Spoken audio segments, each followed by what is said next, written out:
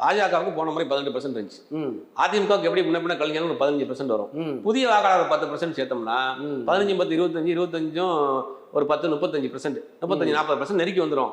நம்ம ஜெயிச்சிடலாம். நம்ம வந்து பாஜக முதலமைச்சர், அதிமுக துணை முதலமைச்சர் தமிழ்நாட்டை கைப்பற்றிடணும் அவங்க ஒரு பிளான்ல பெரிய திட்டத்தோட தான்.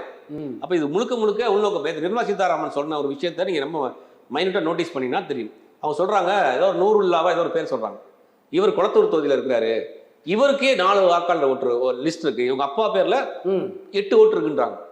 அப்ப என்ன சொல்ல வர்றாங்க அப்படின்னா தமிழ்நாட்டில் இந்த மாதிரியான ஒரே ஆளு 10 பல வாக்கள் வச்சிருக்காங்க அப்படிங்கிற ஒரு விஷயத்தை வந்து திட்டமிட்டே பண்ணப்படுறாங்க.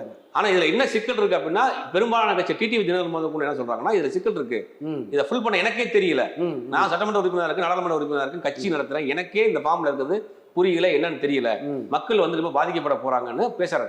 ஆனா அதிமுக என்ன செய்யுது, அதை எதிர்த்து ஆதரிச்சு நீதிமன்றத்துக்கு போகுது. ஏன் போகுதுன்னா இப்போ அதே தமிழ்நாட்டில் திமுக சார்பில் சொல்றாங்க அதோட உண்மையான நோக்கம் அவங்களுக்கு புரிஞ்சிருச்சு. இப்போ அதிமுக புரிஞ்சு நம்மளை உட்கார வைக்க போறாங்க, அதுக்காக அதிமுக வந்து முட்டு கொடுக்க வேலையை பார்த்து ஆரம்பிச்சிருச்சு. இப்ப இன்னைக்கு பேசியிருக்காரு அன்புமணி ராமதாஸ், ஒன்னு 5 மாசத்துல நீங்க எம்எல்ஏ எம்பி அமைச்சராக போறீங்க எழுதி வச்சுங்க, எஸ்ஏஆர் அதுக்காக தான் நடக்குதுன்னு பேசியிருக்காரு. ஓப்பனா சொல்றாரு, ஓப்பனா பேசியிருக்காரு.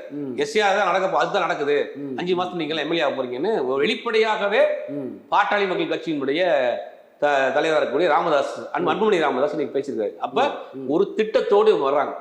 இப்ப இதை ஆதரிச்சு இவங்க வந்து கோர்ட்டுக்கு போறாங்க. இப்ப கோர்ட்ல வாதம் வைக்கிறப்ப நம்ம தமிழ்நாட்டோட எதிர்கட்சிங்க பல முறை ஆதரிச்ச கட்சி, அந்த கட்சி இதுக்கு ஆதரவு தெரிவிக்குது. திமுக வந்து ஏதோ ஒரு சரித்திரத்தோட பண்றாங்க, போலி வாக்காளர் சேர்த்து வச்சிருக்காங்க, அது நீக்கிறதுக்கு விட மாட்டேங்கிறாங்க அப்படின்னு வாதத்துக்காக போறாங்க.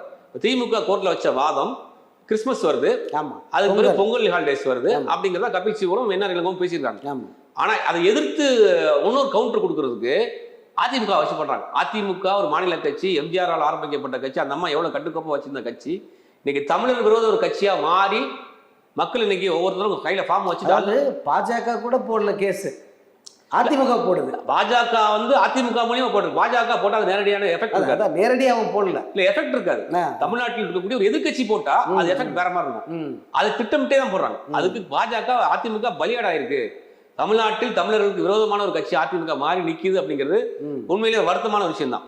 மாநில உரிமைகளுக்காக அதிமுக திமுக போட்டி போட்டு கொண்டு வேலை பார்த்த கட்சி. யாரு அந்த ஸ்கீம்ல ஸ்கோர் பண்றது, திமுக அதிமுகவா, யார் மக்கள் பத்தி நல்ல பேர் வாங்குறதுன்னு போட்டி போட்ட ஒரு கட்சி இன்னைக்கு முழுவதுமாக அங்க போய் சரண்டர் ஆகி இன்னைக்கு அவருடைய குரலா போய் அங்க ஒழிக்கக்கூடிய நிலைமைக்கு இன்னைக்கு அதிமுக நிக்குது. அப்படிங்கும் போது உண்மையிலேயே அவர்கள் ஏதோ ஒரு பெரிய திட்டத்தோட தான் இருக்காங்க. எஸ்ஐஆருங்கிறதுக்கு பின்னாடி மிகப்பெரிய ஒரு சதி இருக்கு.